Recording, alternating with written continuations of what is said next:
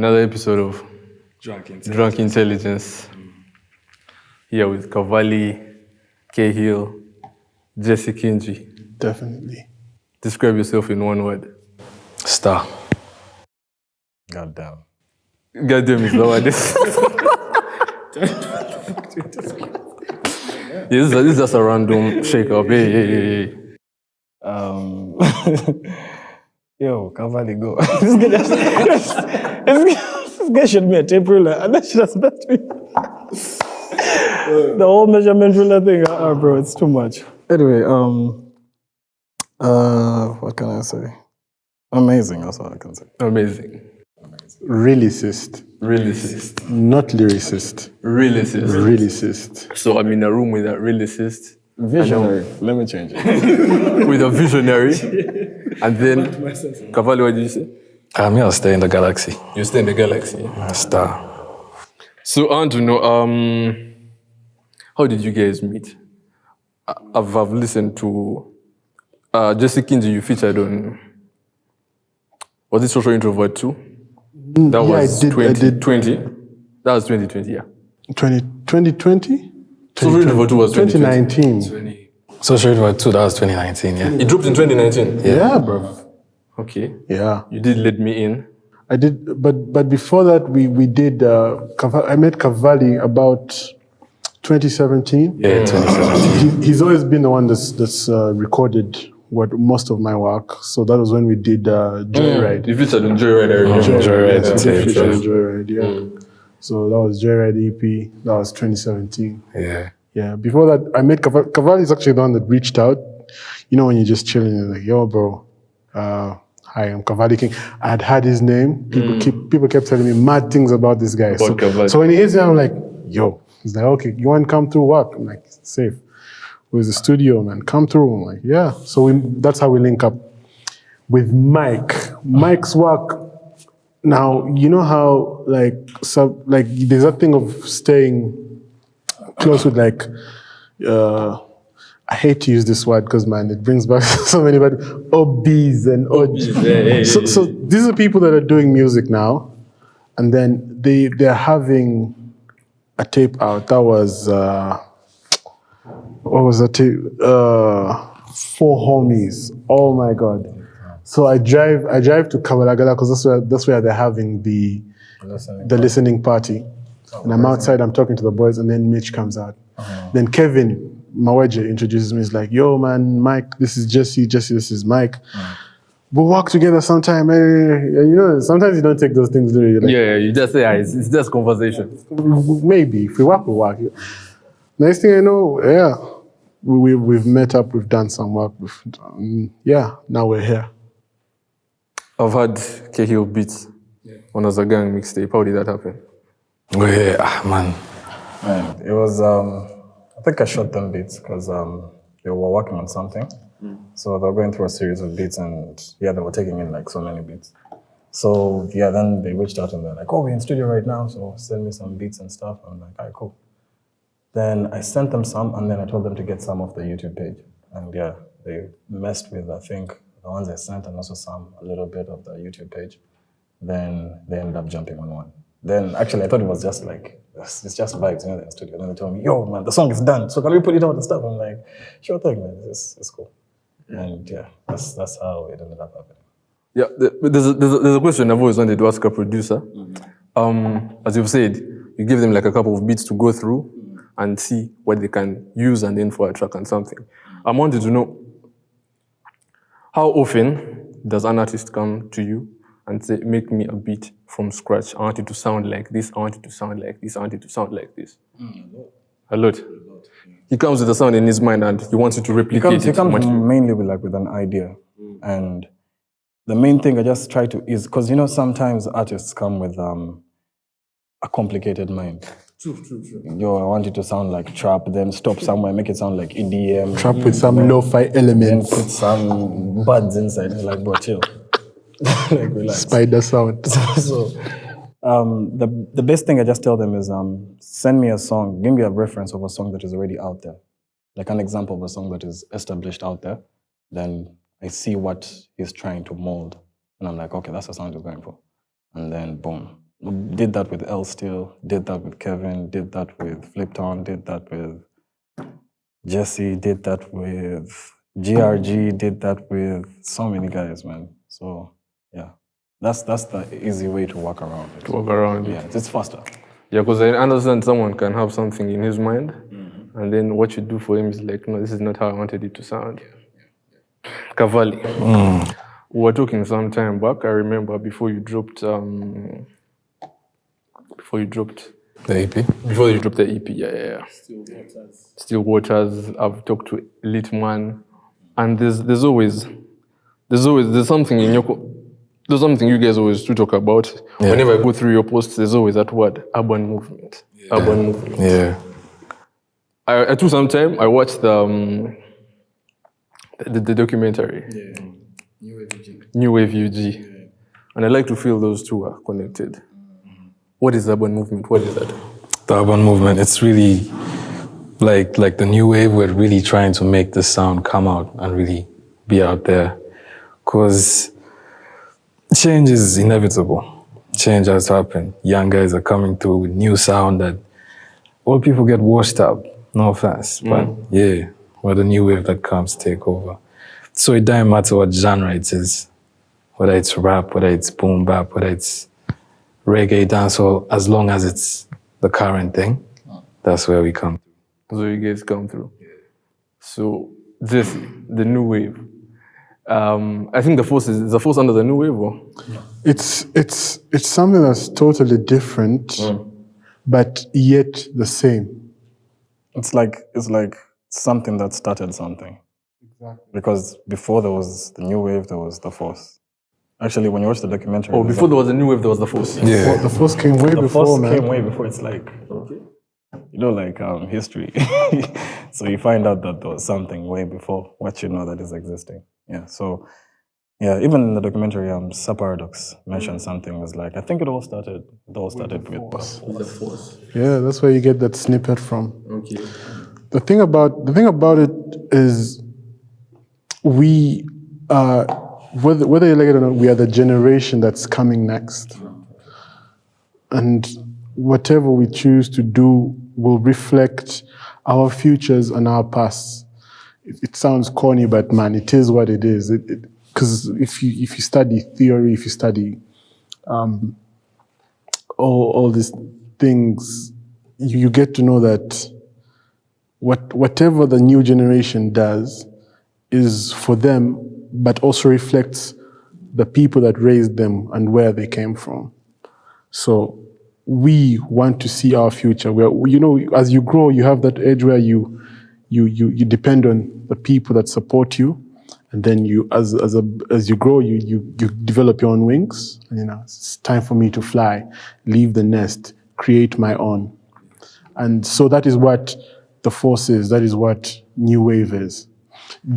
And I say something that's very distinctive, because I don't know if you're going to ask this question, but pertaining to the beats we use, it's very simple to talk about old school beats. Why are you using old school? I wanted to ask that because I think I listened to, is it Beat 6, the latest one? Yeah. Beat 6, yeah.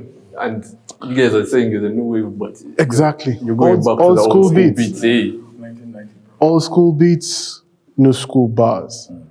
That's hard. Logic. I have to quote the guy. if I said it was mine, people are going to come. Old school beat, new school bars. So it is what it is.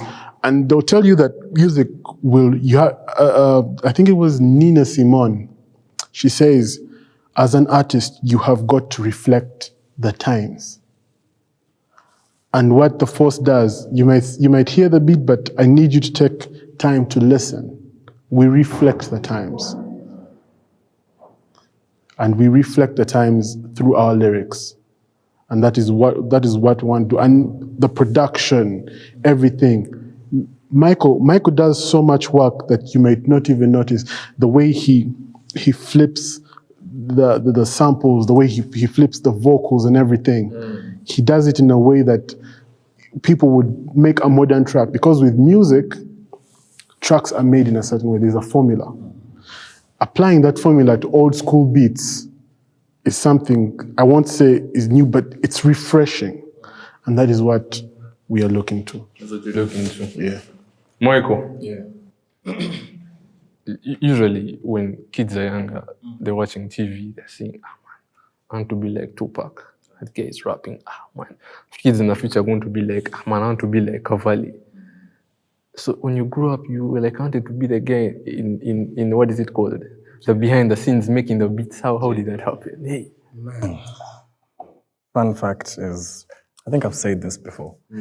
I used to be a rapper. I need to listen to that shit. I used to be a rapper, man, and yeah.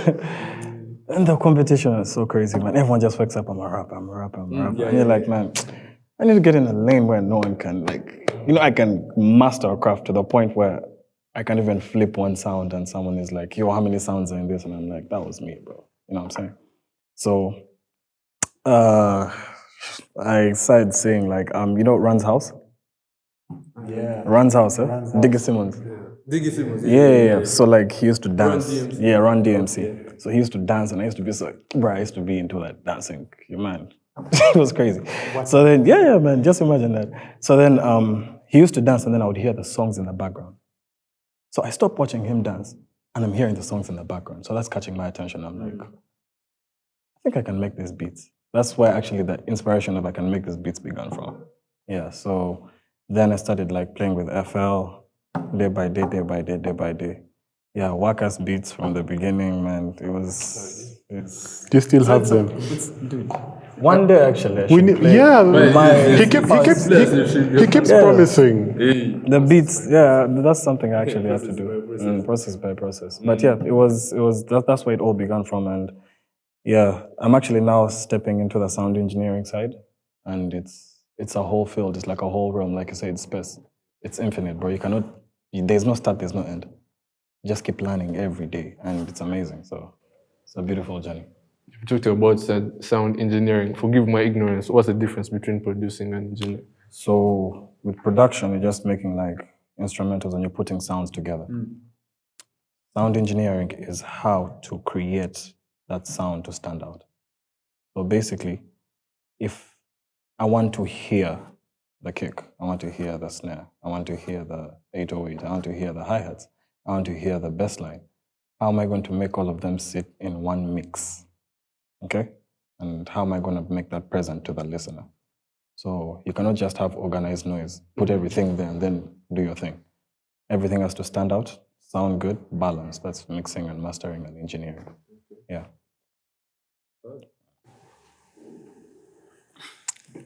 Kavali, you're a jack of both trades. You're producing, you're rapping. And I want to know, okay, this is my belief. I feel like there are more rappers than producers. Yeah.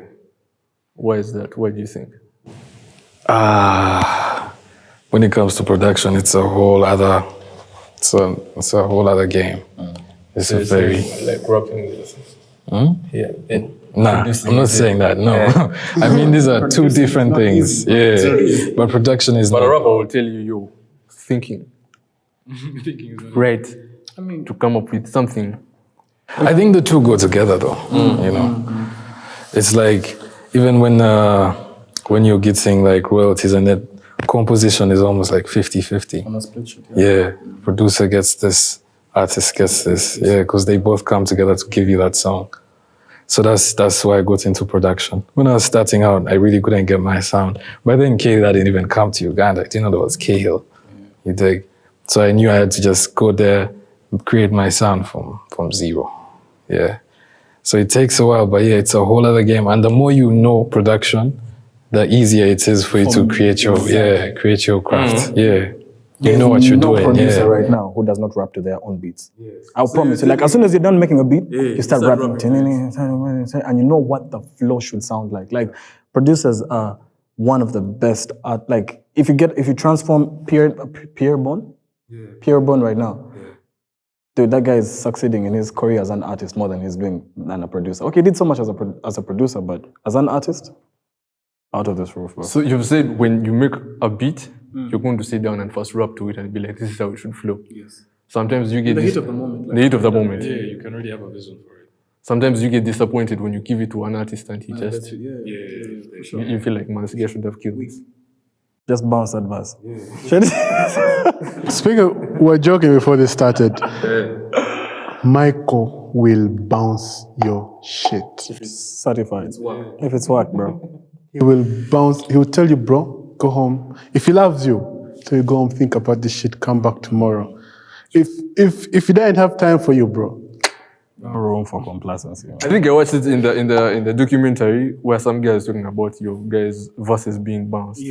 guys, That's one thing everyone knows. You're Like, killing someone's esteem.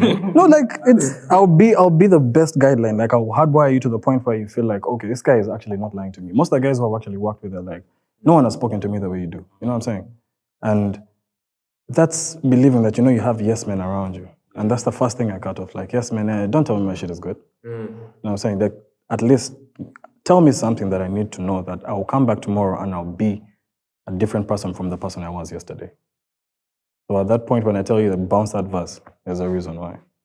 And yeah, man, it really sits in. Because I don't take it softly, I don't take it heartedly. It's hard, like hard love. So yeah, that's how it comes out. I think we need more producers like you because you're the villains in the stories. You know, when you hear someone who was jobless for like 8 years and he's like, man, that guy rejected me. It's like, nah, I came back, I slept on it, I became hard. confession.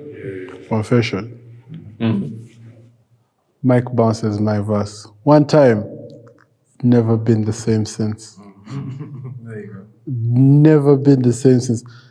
There's like sometimes, okay, I admit I will write, and sometimes it's also too complex for him to understand. But I'll sit him down and be like, there's a reason I write it like this, and then I'll show him my genius and why I did it the way I did. But to say that my verses I did before I met Mike were hard, I'll say, they're hard, but it's not compared to what I do now. Yeah. I can't but I'm like, yeah, I was learning. I was hard, but I was learning. The potential, he was like with soccer. I can see the potential, but then you turn into Messi, and then you look back and you're like, this is the shit. Quick question, Michael, why did you cut Jesse's beat? I mean, Jesse's verse, Owen. This is I think when we were starting out the force. Beat one. Beat one, yeah. Beat one. No, it was beat two. No, actually, Remember we did it in. Those are things that are not yet out. Yeah, actually. Now we are giving you guys secrets. Yeah, you guys are giving me secrets. So Jesse's verse comes through, and I think it was the first one to write because this is like a breakout moment for like Jesse. It's a breakout moment for Dawn, and this is the point where like they're excited, but at the same time they're bringing what they've already worked on. So you come with that, and you're like, okay, I've polished. This is ready. Then you actually realize that there's some more work that needs to be done. So that's when I stepped in and were like, okay, this verse has to. We have to work on this, work on that, work on this. Then there's some things that we've been working on, like personally, like day-to-day reference, like, yo, how is this, how is this? This guy would send me like voice notes every single day, And that hard work he puts in to like get himself pushed. When you've pushed him to the barrier, he's like, okay, now I have to break through that wall. And his growth in 2 weeks was amazing. Like growth is one of the best things, bro. So he grew in like 2 weeks and just kept on sending me voice notes, working on this, working on that. Everything that we had talked about, cadences, words, rhyme scheme, all that, inner rhymes. And yeah, man, the Jesse you're hearing now is that polished version. You know what I'm saying? Like from the first version that he brought to now the version that you're seeing. I'm sure you're proud. I'm sure you hear this stuff and you're like, I listen to this and I'm like, yo, I went to school with this. Exactly. And yeah, so when people actually say such things like, there's a guy who commented on I think Beat 6. He's like, you guys are teaching people and you're taking them back. These were ideas we started in. By the a secret no one knows. Whatever you're hearing on The Force was recorded in 2018. So you mean we're listening to things from 2018, 3 years back? Now you see how much we have worked on. Our verses have life in them, like there's lifetime in it. So you can hear something 5 years from now. Whatever you're hearing on The Force right now, those 3 beats, beat 3, beat 5, beat 6, 2018. but it sounds like it's today. Yeah, it sounds like it's today. Every time you guys drop, I'm like, yo. Yeah. So that's the work. Like we and the thing about the Force is there was no right time. We just didn't know when to release it. Every time we look for the perfect time, we're like, no, it's not yet ready. It's not yet ready. Then this 42 days of hip hop thing came up. Bro, if we don't do this now, this is the best way. And it came up as a suggestion at night, and yeah, and boom, it's out there now. So shout out to Kevin. Actually, Kevin is actually who pushed that thing. So yeah, motivated us big time. So Kevin just woke up just like, yo, I think this is a moment. Let's do this, and yeah, Force is out here now. But it's been in the works. People don't think that we just recorded this stuff like last week or something. 2018. I also think you guys just been recording this shit like a few weeks ago. Then you drop. 2018. Actually, the whole tape is done. So if you guys did like Pop Smoke, we would have album for days. Hey, bro, I want to leave, my guy. Come on. Posthumous. We would have posthumous albums. Job done. Kavali.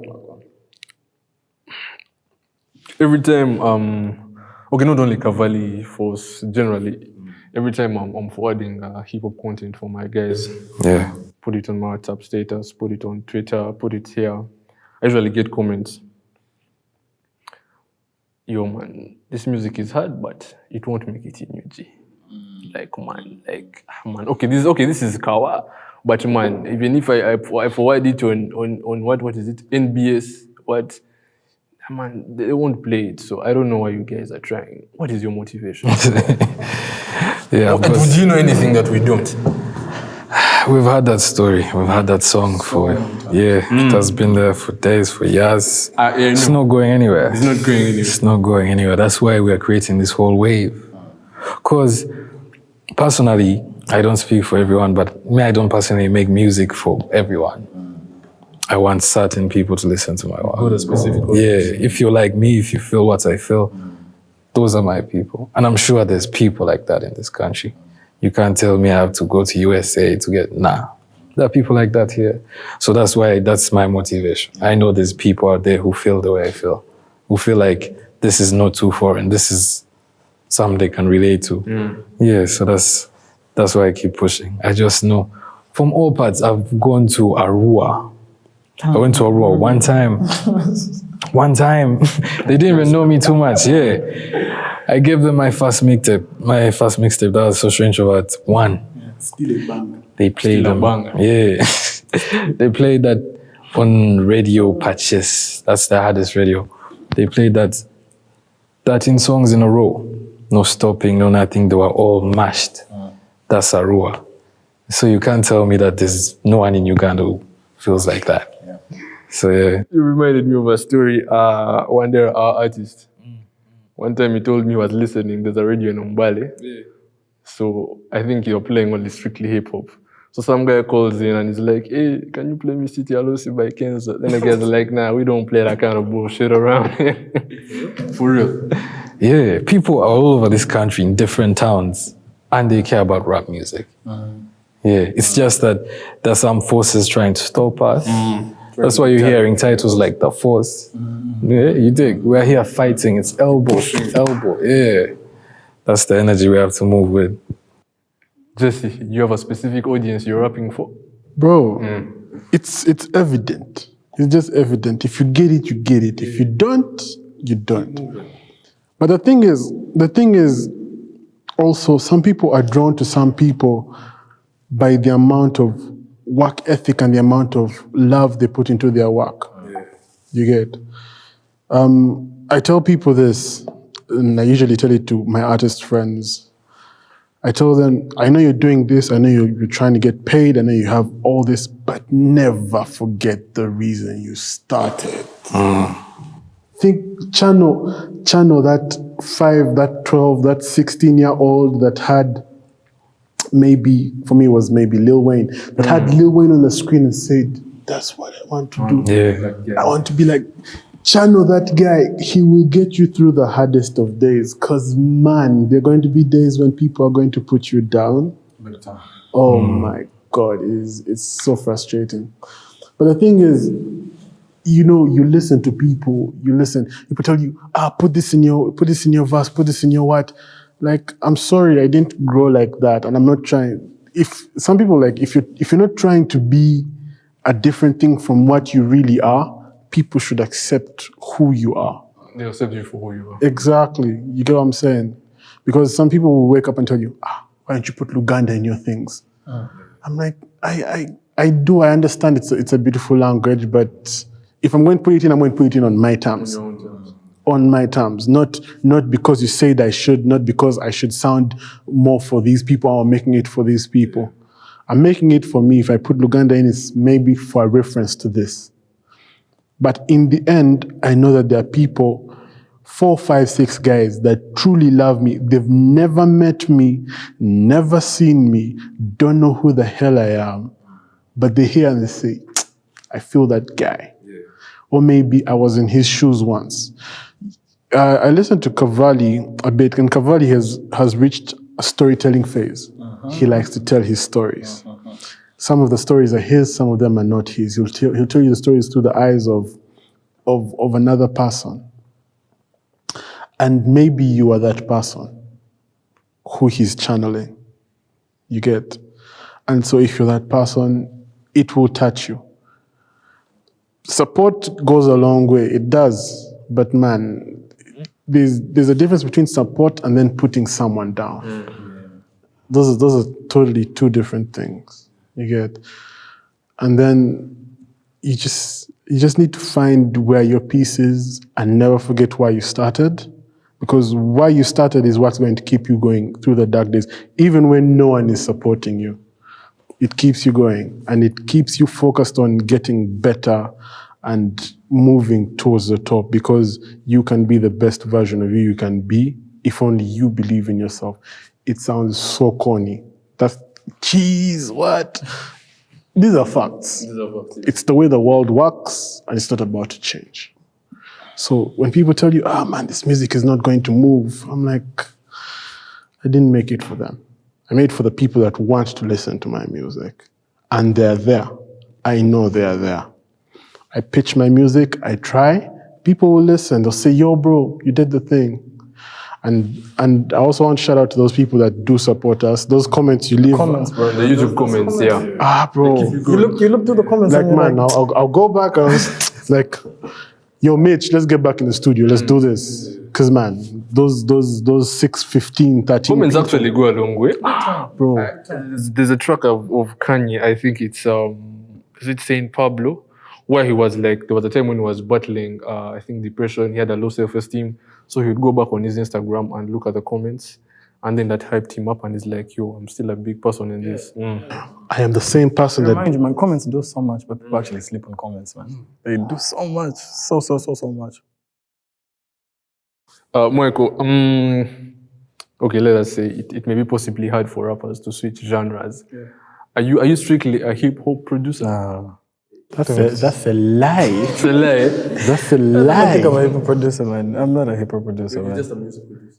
Bro, I'm a visionary. You're a visionary. You know what I'm saying? I'm a visionary. And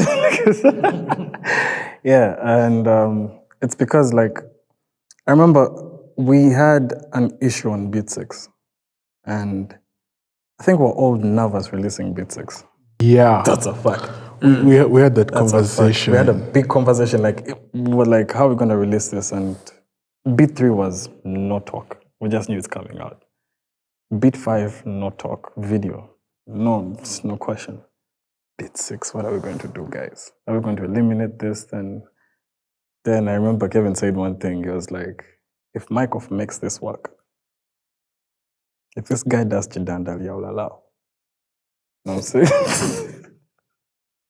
If he pulls this off, then he can do anything I'm allowed. And I remember when I sent them the final version, we did not have a conversation. It just came. It just came. In the email. Yo. Okay, you put it on. These guys were so excited. Like, the excitement was enough for me. I didn't care what it was. Like, I was like, I'm going to make these guys happy. Michael is such a mashup. I think I have 2 short stories. There was the Let Me Know challenge. Yeah. That was the one that Ladipo did. He's like, yo, Let Me Know challenge, blah, blah, blah. I come in the studio, I do the thing. I leave. A week later, I'm like, Michael, have you done it? He's like, yeah, bro, don't worry. Next day, I just see the email. I did, but it's too loud here. It's too, bruh. You know, because a producer will usually send you the first master. How do you feel? How do you feel about this mix, this master? Is there something too loud? Is there something you're not liking? Is there something, the reverb, blah, blah, blah. And we usually have these conversations with Mike because he likes to be told, okay, because there might be something he might not have had, because every person has a different way in which they hear music. So you're like, is it? This time he sent the thing, said, bruh, so are you done with like the snippets? Whose bass are we using? Like that's the only conversation we had. We're like, it's time to put it out. We're just trying to figure out snippet, artwork, and put it there. Because it was done. Man, Mike, magic, man. I don't even know how you call yourself vision. Magician. Yeah. But yeah, man, it was actually, that's one of the funnest things I've had. Like it was a fun experience.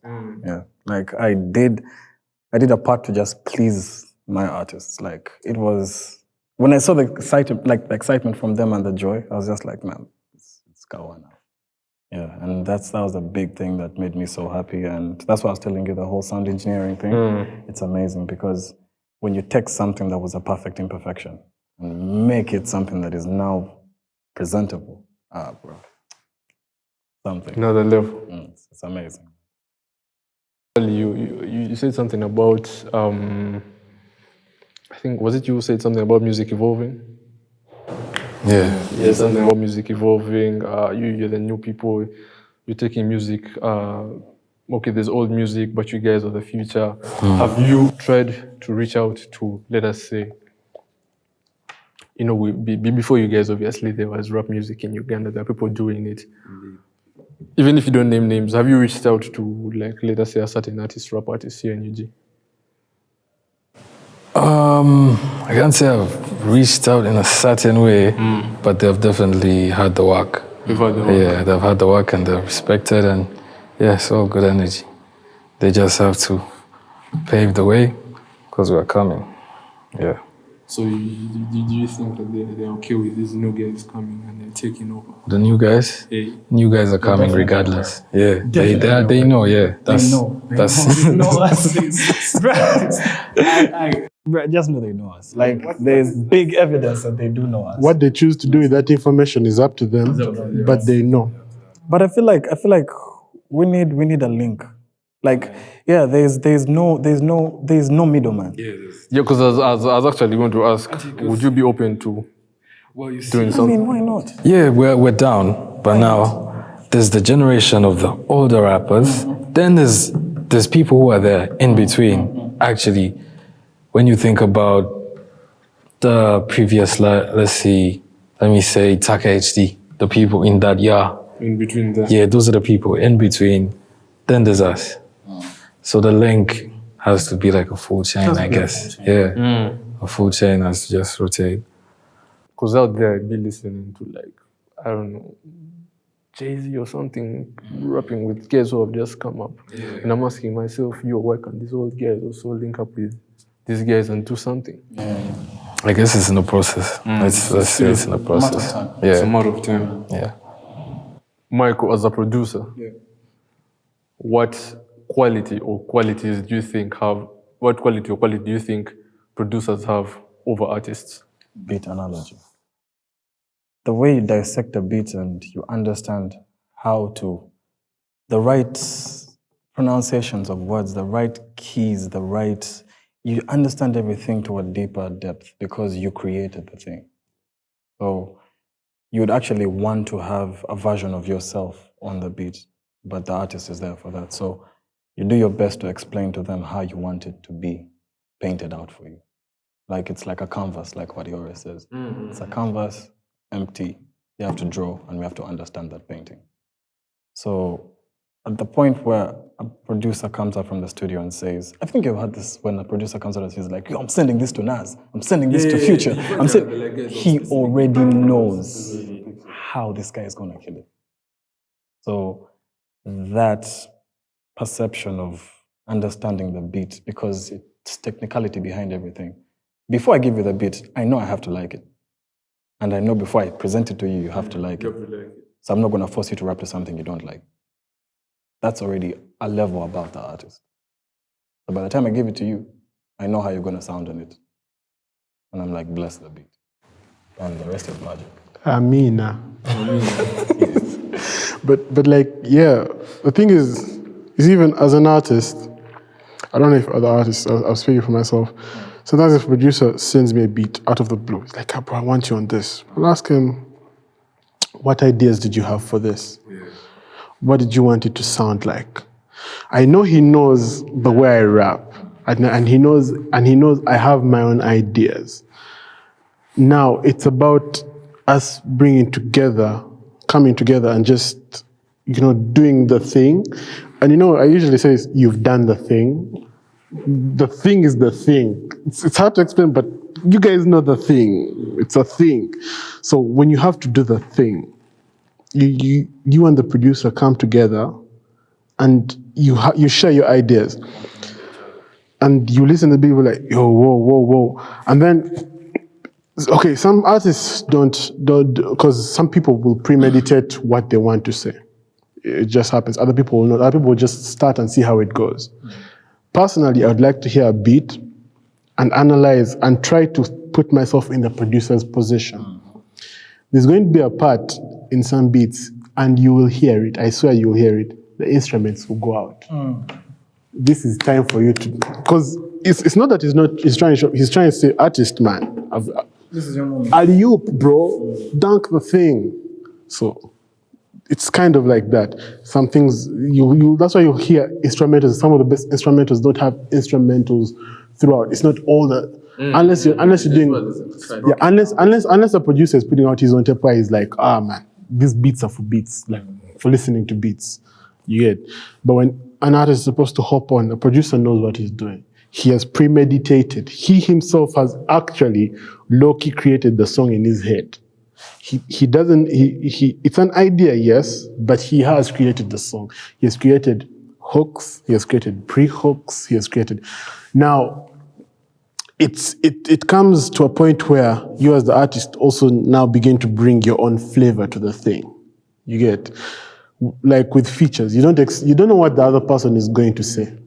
Obviously. Or you don't know what their cadence is going to be like, or what they're going to do. But you trust them enough to bring something hot to the table. So that's the faith that the producer puts in you. He's like, I know I've created this song in my head. I know the chorus should hum like this. But then you bring your own cadence, your own flow. The only way you carry your things. And sometimes you'll do something that will also blow their minds, like, I did not see that coming. It's still in the range, but you get. So that's what I'm saying. When producers and artists come together and they understand each other,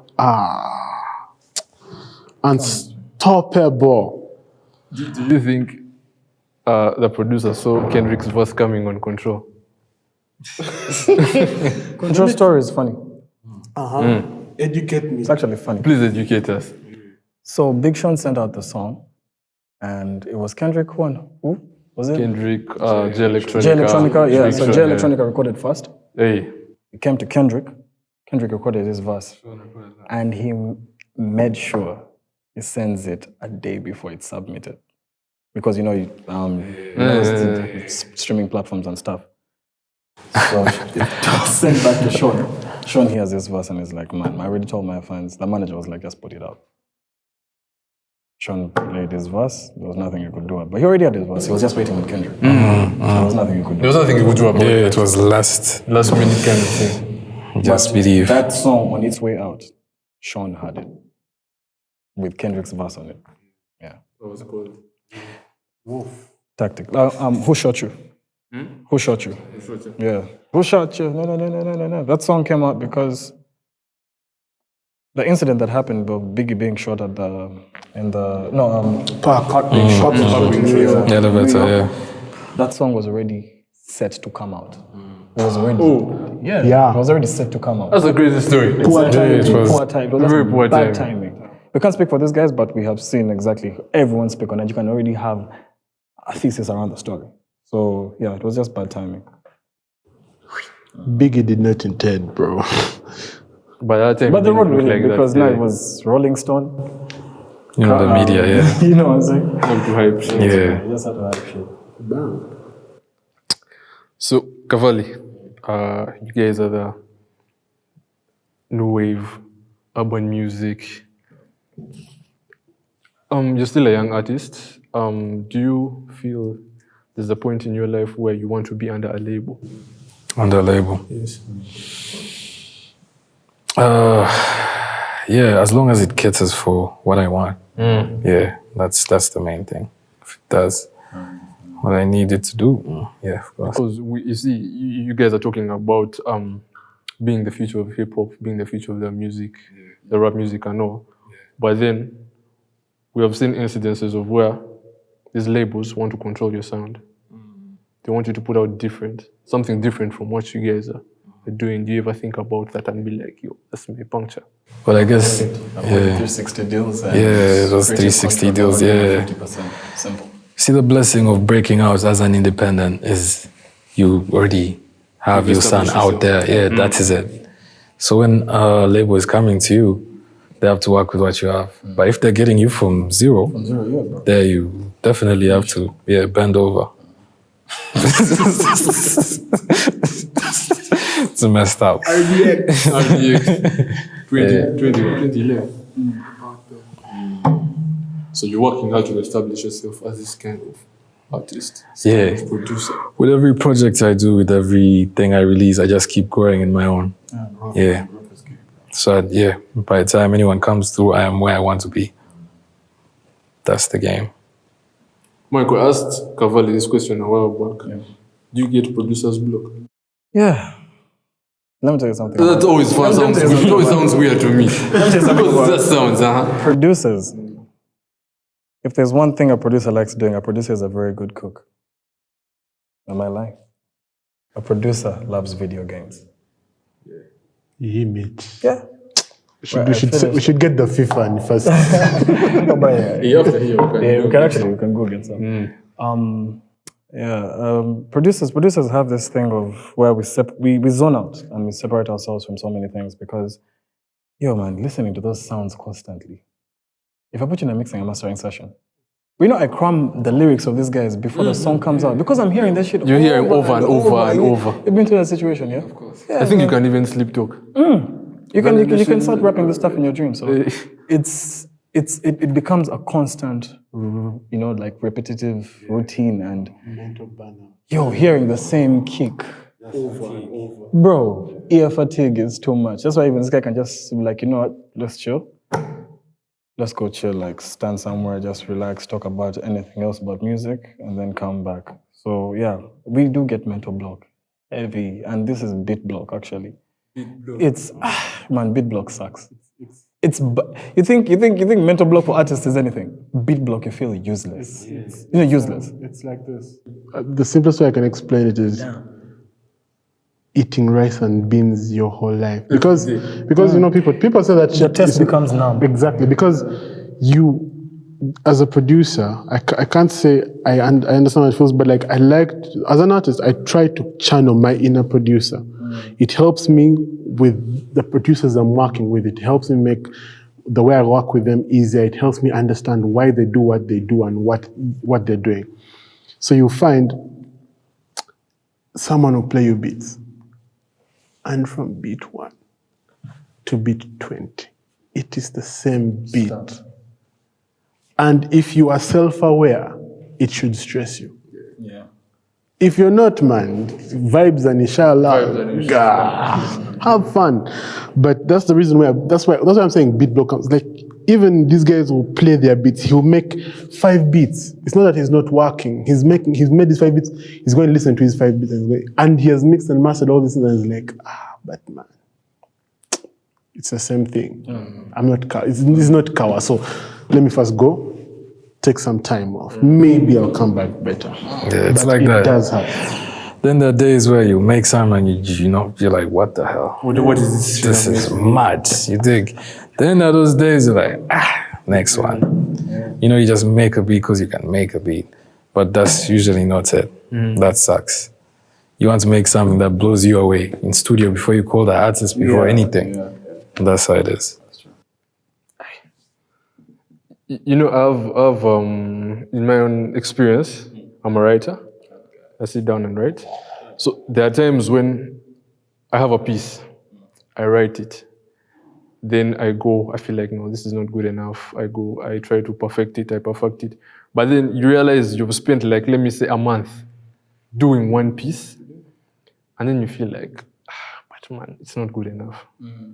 Do you ever, let me say, get into a studio, record, as you're saying, you're producing, you're hearing the same things over and over. Do you ever get to a point and feel like, but man, this thing's not good enough? It's not good enough like the first time you did it. If it's not working, don't lie to yourself. Always.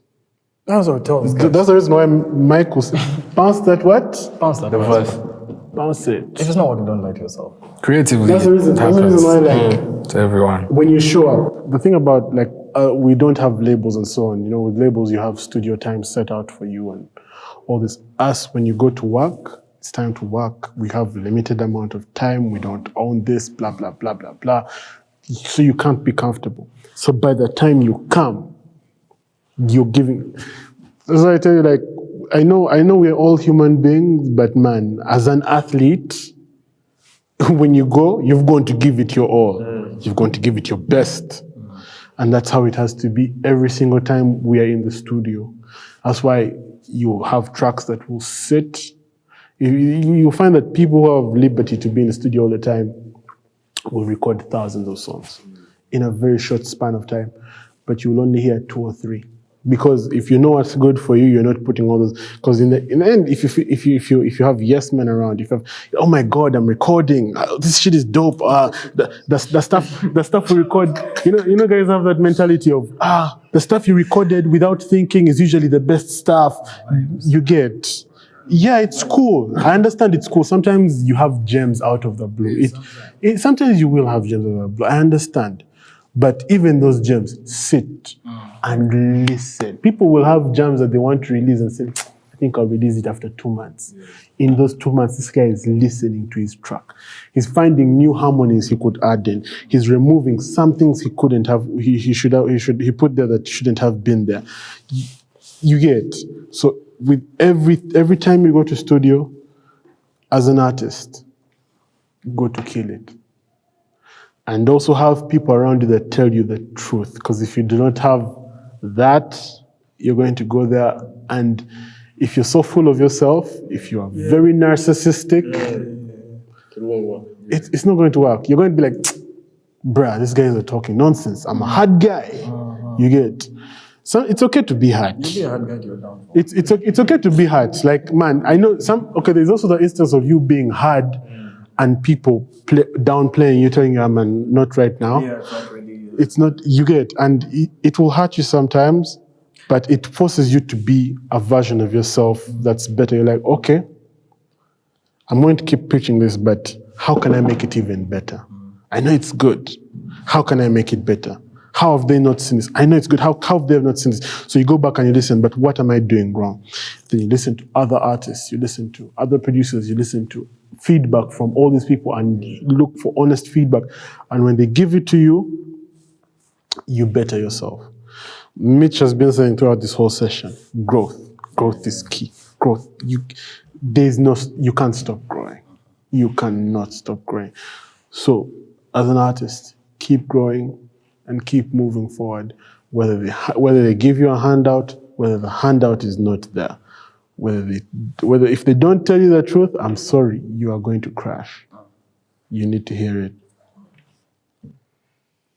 Speaking of being candid, just like Michael says, do you ever feel like, man, let me just bounce? Like, you listen to a track, and you're like, nah, man, I don't want to feature on this. And you tell a guy, yo, man, I don't want to feature on your track. Have you been that candid before? Respectful. No, for you, you've told me, you'll be like, nah, man, go work on your I verse. haven't come across people like that yet. Not really. But then my aim is to always be the best version of me in every track. I am secretly competitive, not unhealthily, but healthily. On every track, I will try to kill you on. I will try to kill you on your own track, and I will gladly tell you this. I will say it. I will say, yo, Kavali, Hey, you want me on a track? Cool, bro. Bring it. And I'll tell you that, bring it. Because when I come, I'm coming with what I think is hard. And you better make me feel like, oh, bro, go and rewrite.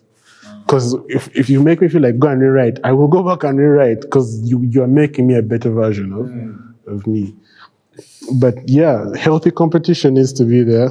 But also, man, if you're not feeling it, It's like the dancing class is not easy. It's not easy, yeah, I know. Because you're trying Michael, some kind of that. Michael is in a position. Michael is not covered, by the way. Michael has this thing. The time I was playing him a beat. The verse was kawa, but the beat was not. He was not happy with the beat. There's also that. What is that shit? Jayo. Yeah, man. Like it sonically doesn't sound right. And man, even like you see beat 6 on the force. Did you listen to the last part? I think I've listened to it like once or twice. The last part where I get a piece from everyone's verse. That creativity. He picks a part of my verse, puts it there, puts a There, guys. of Kevin's. There, guys. Paradox, runouts. That was specifically to show you that you can have 5 guys in different rooms and I can still get a verse from all their collected verses. And that was so brilliant. It was just a thing at the end that just spice it up, you know? Yeah, man. So that just shows you that when something is sonically sounding right, you can pick it up from anywhere, and you can make something happen. Even as artists, though, when you step in studio, you have to have that thing in you, and you record some. If it's not working, it's not working. If it's not hard, you just chill. You'd be like, I'm not ready. Just chill. Just Yeah, chill. no, that's the thing. You can tell it to yourself. You're like, Yeah. I'm like tired. I'm not feeling this. Let me go think about it. Let me listen to it. Michael Jackson. Everybody, doesn't matter who you are. There's a video of Michael Jackson when they're doing Heal the World. That song for... Yeah, I know the song. Bro, then he called in some guy to sing some part and Michael Jackson was looking at him like, nigga. It was what? Bro, that face was too bad. But you know, we don't. I want to go to a studio like that, the one where you have like the mixing boards and everything, then the glass, and then you produce just like the glass is like. Baby has an SSL. Yeah? Yeah. Baby imported an SSL. Are you serious? The whole thing, bro. Mad. It's mad, bro. Government money. We shall work one time. Definitely, man. I know when like producers are mixing music, and I think they're feeling it. Guess it's producing. No, but but it's like this. Yeah, you should and his head is shaking, and it's like, let me tell you the thing about music excitement. You know, when you start talking music, sometimes I want to go off track because man, I get so excited. You're like, bro, did you hear that? Did you get the same thing happens in the studio when you're making magic. As an artist, sometimes even when you're writing your verse, you're like, what I'm about to do to these guys. And then you finish, and then you keep quiet because you also don't spoil the surprise for your producer. Step in the booth. Beat starts to your headphones. You start going off. If it's a booth where the producer can't see you or hear you, it's cool. If the producer can, it's like, bro, what? And then he plays it after, and then you're like, yeah, but then it's still raw vocals. Then it's time for him to work his magic. He starts putting in the whatnots and bro. Then he's like, bro, is that how I sound? Is that me? Like, bro, it's like you, bro. That is your shit. Man, the excitement. You just it's 2 people, and walai, like, you just start like little girls. Like, oh my god, that excitement. People like sometimes you won't see it. Like people always have different reactions. Like video, but man, there's like butterflies in his stomach because he knows, bro, what's about to go down. It's gonna be fire. Yeah. So you guys all know the statement. How are you all? How are you what? How are you a jack of all trades, a master of none? Master of none. Yeah. So a lot of people out there, including me myself, sometimes actually sit down. You feel that you can do something, you can do a lot of things, but then you still can't figure out which is the one thing you can do the best. And so that leaves you in a tight spot where, okay, yes, if this doesn't work out, I can do this. If this doesn't work out, I can do this. But then there are those people that are saying, no, I'm going to concentrate on this thing, and I'll die by it. Come what may, I'm going to die on this hill. So Kavali, if you're not a rapper, what would you be? Whoa. If I wasn't a rapper. No. Okay, I'm trying to ask in a sense that you know someone is. If you can't rap, it's a job. Get a job, because you know there are these people that are like, okay, man, if this rap thing doesn't work out, okay, like he can rap, but then he's not doing it to the maximum potential because he feels he's not confident there, and it's like, okay, I'll do this, and he does it at a low rate, does it like at 50%, and he's doing this at 50%. But maybe if he did this at 100%, he would actually be so good, and he would not need to step back and do this at 50%. So what I'm trying to say is that, Kavali, do you have any other things that you ever sit down and think, but if I wasn't rapping, I think I would be doing this, or maybe since I'm a rapper, there's nothing else that I can do, and I'm going to die here. Personally, I made that decision a while back. I had to be, because you know, especially in this economy, in this country, it's so easy to just swear and just, I give up. So I had put myself in a position where, regardless of what happens, I keep going. I have to be this. Because I figured, is there going to be another Kavali King? Nada. So I don't want to be that guy regretting, you know, that coffin full of regret. I don't need that. That's the worst thing that could happen. So I'm going to push my artistry till. So Kavali King, strictly artists. Music. Music. Yeah, it's music for me. This guy's determination. So Michael, do you have any hidden talents in the cupboard or something? Hidden talents, like something away from music. Yeah, something that you feel like if you're not in music, God damn, you're Namboling. Yeah, soccer. Used to play soccer. I was actually supposed to come in an Aga Khan jersey, but I was like, I can just get too much PR. But anyway, soccer. I was in the Ugandan. You guys won't even believe this. I was in the Ugandan badminton team. What a man. Yep. What a man. okay. Badminton, swimming, failed at that, but I can swim. Soccer, javelin. I had a record of 25.7 yards. But go, you're cold. Come on. That was an all-round athlete, like. The White Walker. For real. I was doing 4 track events, javelin, 100 meters, 200 meters, 4 times 100. Yeah. Yeah, man, you can So in an alternate universe, you would be ripping us in the Olympics. I mean, I would actually. Actually, I wanted to take it far because recently I've been talking to the current 100-meter sprinter in Uganda. Yeah, I'm talking to him on IG. We're like chatting back and forth. I just told him about what I used because I see him taking off and I'm like, man, that used to be me. You know what I'm saying? And it's just excitement and seeing someone excel in it. And he's actually representing God at a big stage. So, and he's told, he's like, Usain Bolt. First guy is fast. It's quick. He did it in like 10:52. I was like, bro, okay. You know what I'm saying? Those are things I wanted to do, but eventually you start realizing that high school was just forming you to do things that were out of your shell. And yeah, you get the right support system around you. And then you now focus on what you really want to do. By the time I finished high school, I knew what I wanted to do. I knew I wanted to do business and management. And yeah, there's some guys who finish high school, they're like, I don't know what I'm going to do. You know what I'm saying? So yeah, when you finish all that, you realize that I have to focus on one thing, like all in. You found your purpose now. Yes. Let me hit it. Music all the way, and yeah, side hustles, gigs here and there. And yeah, man, who knew I'll be paying rent of sound engineering? Hard. Jesse, Baba, black sheep. you'd be a nursery school teacher. Have you any role?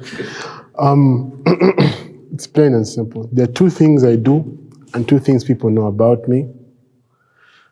That is medical school and rap music. I am going to be a doctor. because I said I am going to be a doctor. That's what I'll have to do. People will tell me, man, you can't do it with music at the same time. I say, man, I understand, but man, I owe it that much to at least give music my all, because it really brought me from a dark place, things we're not going to talk about now. Yeah. That was a depression. Bro, man, let me tell you, sadness might be a fuel for creativity sometimes. Sure. But yeah, so I owe music that much, and I love to do music because it's so beautiful to create. Yeah. It's so beautiful to create. I want to be saving lives both physically and maybe emotionally or mentally if I can. And so the music thing is not about to go away. The balance will be found. Everything about life is balance. But this is not the last you've seen of me. That's what I'm saying. So even there's part reason why I couldn't do production, because I really need time to do med school. So I was so sad I couldn't do production. But I promised Michael and everybody that is a fan of me rap that I will be the most lyrical or the hardest rapper. I will not just come to rap. Like, I will not be that guy who will be like, yo man, we're rapping. Like, because we can all do that. Because the fact is, if one wanted to create rhymes and just create a hype track, We could get it. 1, 2, 3, 4 guys, yeah, we can create a hard tune right now. Sure. Off ad libs and just saying random shit. Migos shit. It's happened before, you get. But I said I'm going to sit down, I'm going to tell my stories, I'm going to articulate my words. I'm going to inspire a younger generation to rap and really rap, because that's what hip hop is about. I pay respects to everybody that put music out and put their heart in it and said, these are stories I'm going to tell, or I want to, educate these kids. So I'm going to show my flamboyance in my lyrics. And if you listen, you can hear it. There's some flamboyance. There's undertones of where we came from. And that's what I want to do. But ultimately, you will refer to me as Doctor in some time to come. Dr. King. Thank you very much. Sick. That's so sick. It's mad. That's a nice closing speech. Damn. You clap for the Because nigga. I'm just thinking about Doctor. Like he puts the Doctor into the rapping. Into the rap. Like this guy, what's his name? The big guy who was a chef. The white guy. Action Bronson. Action Bronson, yeah. Wait, Action Bronson was a chef. Yeah. He's a chef. He is a chef. Was. Okay. He's too hard. And that guy is too hard, but the way he puts in his food into the music and then like chef. Like, damn, this guy. Chef's kiss. Yeah, bro. Amazing. So when I hear him say that he's gonna be referred to as Doctor one day, I actually see it. Like, I see him on a verse and it's Doctor. I've always seen him in like even my music videos. Yeah. I see you. Like G.I.G. might say in a pharmacist, bro. Drug is G.I.G's music can make you do drugs, bro. Hey. As a pharmacist. Madness. Bro, his music, it's an urban trap, what, it's just And you know he has that voice. You know how Pop just had feel his like own popping thing a going pill, on. my guy. You know how Pop Smoke had his own vibe going. "Oh, it's a vibe." You can. How high were you when you wrote this? Like, no, I wasn't high, bro. It's crazy, man. It's bad crazy. So like you can see them ascending into their character. 1, 2, 3, over The thing there. about it is that, man, the industry will always need those people that are so far left or so far right. Yeah. We cannot do without them, because if everything is normal, it's like, oh yeah, we're normal. We need those guys like Some extremes, eh? like, oh my God, there's a comedian who's making harder rap than me. Oh yeah, that's what happened. Yeah. What's wrong with you? Get, if comedians are rapping harder than you, who's supposed to be rapping, Your thing. it gets personal. Get a job. It gets if you cannot rap. Get a job. Go hard. Yeah, man. Michael will always say that, like, man, there are people that don't even want to rapping harder than you, bro. And for you, this is your job. What are you doing? It reminded me of Drake in Back to Back when he told Meek Mill, "You're getting bodied by a singing nigga." Like, you just feel so. And with hip hop, and hip hop will always be secretly competitive. You cannot say it's not competitive. So if you cannot compete, you get left behind.